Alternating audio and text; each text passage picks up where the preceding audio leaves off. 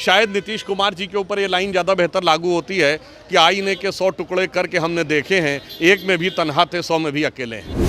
कि इकबाल अंसारी जो बाबरी मस्जिद के पक्षकार थे, उन्होंने तो निमंत्रण स्वीकार कर लिया, वो आने को तैयार हैं।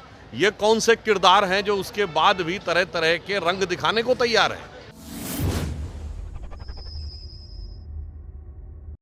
पटना पहुंचे बीजेपी सांसद सुधांशु त्रिवेदी ने कहा कि जो लोग राम मंदिर पर सवाल खड़ा कर रहे हैं वह पहली बार नहीं कर रहे हैं। देखिए, जो कांग्रेस कह रही है वो अपने फितरत के अनुरूप कह रही है। जो सदा सर्वदा से श्री राम मंदिर के विरोध में रहे, उनसे यही अपेक्षा थी। यद्यपि हमारा ये मानना है कि हमने तो सबके साथ समान व्यवहार करना है। श्री राम जन्मभूमि ट्रस्ट ने सबको बुलाया है, क्योंकि कहा गया है बैर न कर काहू सन कोई, राम प्रताप विषमता कोई। महत्वपूर्ण बात क्या है कि इकबाल अंसारी जो बाबरी मस्जिद के पक्षकार थे, उन्होंने तो निमंत्रण स्वीकार कर लिया, वो आने को तैयार हैं।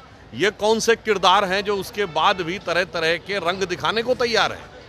और मैं याद दिलाना चाहता हूँ, इसमें कुछ नया नहीं है। जवाहरलाल नेहरू जी ने सोमनाथ मंदिर की प्राण प्रतिष्ठा में जाने पर कष्ट जताया था, और ये नेहरू जी के खुद के लिखे हुए पत्र 24 अप्रैल 1951 को उन्होंने सौराष्ट्र के राज प्रमुख को लिखा था।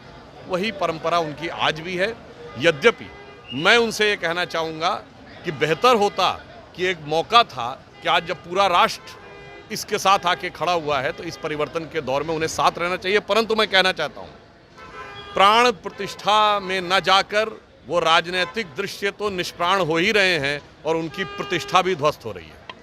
वहीं बीजेपी सांसद सुधांशु त्रिवेदी ने नीतीश कुमार पर भी तंज कसा है। नीतीश कुमार पर सुधांशु त्रिवेदी ने कहा कि आईने के 100 टुकड़े करके हमने देखे हैं, एक में भी तन्हा थे 100 में भी अकेले हैं।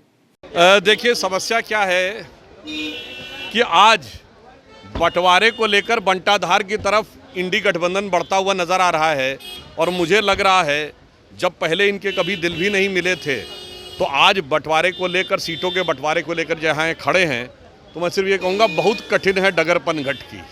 और आने वाले समय में यह भी बहुत साफ है कि एक तरफ श्री नरेंद्र मोदी जी के नेतृत्व में एनडीए गठबंधन स्पष्ट सही नेतृत्व, सही दिशा के साथ, दूसरी तरफ बिखरता, लटकता, झटकता, आपस में झगड़ता तथा कथित इंडी गठबंधन। नीतीश कुमार को न ही कन्वेनर बनाया जा रहा है, न प्रधानमंत्री के उम्मीदवार के नामों की घोषणा। इसको लेकर कहीं ना कहीं जेडीयू के नेता हैं जो आपस में ही नाराज है, नाराजगी दिखा भी रहे। देखिए, ये उनका अंदरूनी मामला है जहाँ तक है। परंतु मैं इतना ज़रूर कहना चाहूँगा कि इस गठबंधन में कौन किससे मिला हुआ है ये आपको पता ही नहीं। शायद नीतीश कुमार जी के ऊपर ये लाइन ज़्यादा बेहतर लागू होती है कि आईने के 100 टुकड़े करके हमने देखे हैं, एक में भी तन्हा थे 100 में भी अकेले हैं।